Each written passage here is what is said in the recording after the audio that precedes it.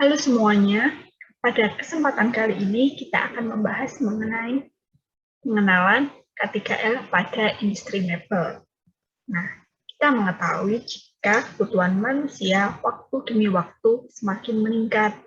Nah, ini berbanding lurus dengan berkembangnya industri yang semakin pesat untuk memenuhi kebutuhan tersebut. Salah satu industri yang tengah berkembang adalah industri mebel. Menurut data Himpunan Mebel dan Kerajinan Indonesia pada bulan Januari hingga Juni tahun 2021 terjadi lonjakan ekspor sebesar 35,41%. Peningkatan ekspor ini merupakan titik terang di tengah pandemi yang melanda berbagai aspek di seluruh dunia. Tingginya produksi mebel berbanding lurus dengan jumlah tenaga kerjanya. Menurut data, terdapat 2,1 juta pekerja mebel di Indonesia. Tetapi, banyaknya industri mebel dan jumlah pekerja tidak selaras dengan pelaksanaan aspek keselamatan, kesehatan kerja, dan lingkungan yang dilaksanakan pada lingkungan kerja masing-masing. Kita tahu jika Kabupaten Boyolali, khususnya Desa Sembungan, merupakan salah satu sentra industri mebel. Diharapkan melalui video ini dapat meningkatkan kesadaran penerapan K3L pada industri mebel. Nah, sebelumnya kita harus mengetahui tadi K3L itu sudah disebut berkali-kali. Nah, K3L ini merupakan suatu upaya untuk menekan atau mengurangi risiko kecelakaan ataupun penyakit akibat kerja yang hakikatnya tidak dapat dipisahkan antara keselamatan dan kesehatan. Kebanyakan industri masih menganggap penerapan K3L adalah beban biaya, padahal K3L ini merupakan investasi untuk mencegah kecelakaan kerja yang bisa membahayakan keselamatan dan juga menimbulkan kerugian materi. Beberapa kasus di Indonesia yang berakibat fatal karena kurangnya kesadaran penerapan K3L bisa kita lihat di sini. Di antaranya adalah pekerja mebel yang meninggal karena tersetrum atau kasus putusnya tangan pekerja. Kasus tersebut bisa disebabkan karena penyusunan lingkungan kerja yang kurang tepat ataupun rendahnya alat perlindungan diri yang digunakan oleh pekerja.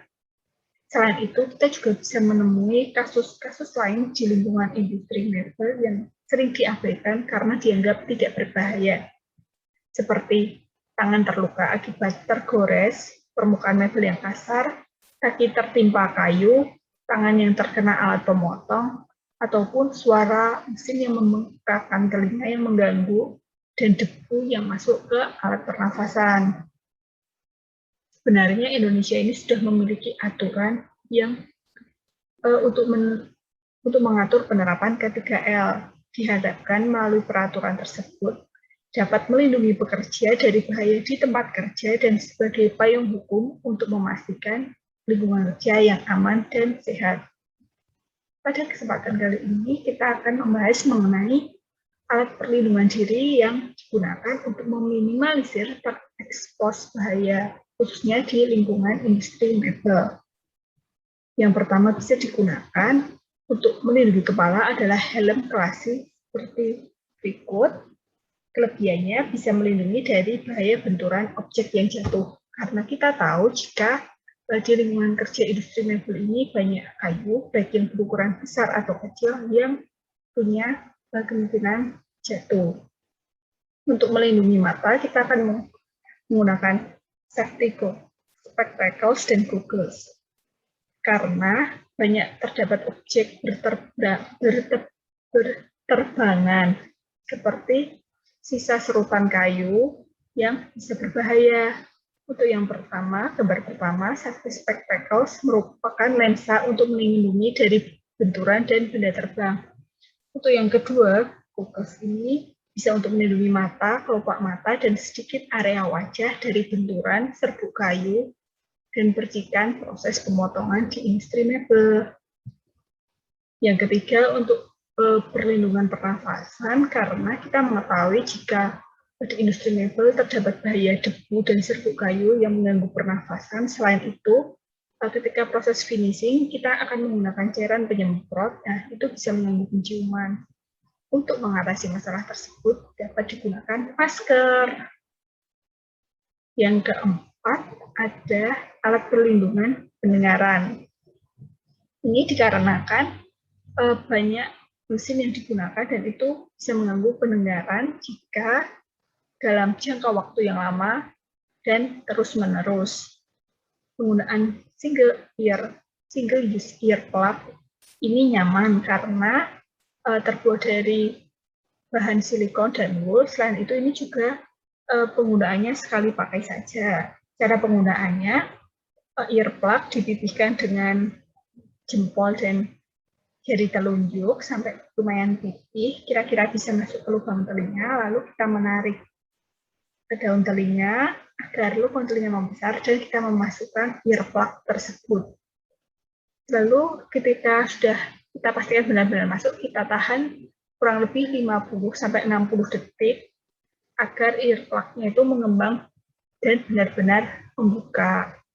Saran lain untuk permasalahan bahaya suara dari mesin adalah dengan mendesain stasiun kerja yang terdapat mesinnya itu jauh dari stasiun kerja yang lain.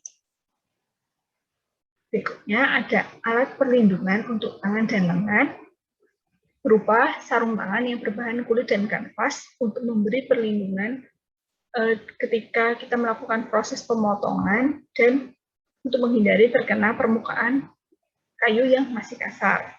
Selain itu, berdasarkan kasus sebelumnya, dengan menggunakan sarung tangan juga melindungi dari bahaya kelistrikan karena sifat bahan sarung tangan yang tidak mengandalkan arus listrik. Dan yang terakhir, untuk melindungi kaki, kita atau pekerja harus menggunakan sepatu karena sepatu memberi perlindungan terhadap objek berat dan tajam yang punya kemungkinan untuk jatuh. Selain itu juga bisa melindungi dari bahaya kelistrikan berupa tersetrum. Dan yang terakhir ada beberapa catatan. Yang pertama, pemilik usaha ini harus benar-benar mengenali bagaimana lingkungan kerjanya, bahaya apa saja yang mungkin muncul, kemudian menentukan alat perlindungan diri yang tepat. Kewajiban lain dari pemilik usaha adalah menyediakan alat perlindungan diri, mengadakan pelatihan bagi pekerja, memastikan pekerja menggunakan alat perlindungan dirinya, dan melakukan perawatan terhadap alat perlindungan diri.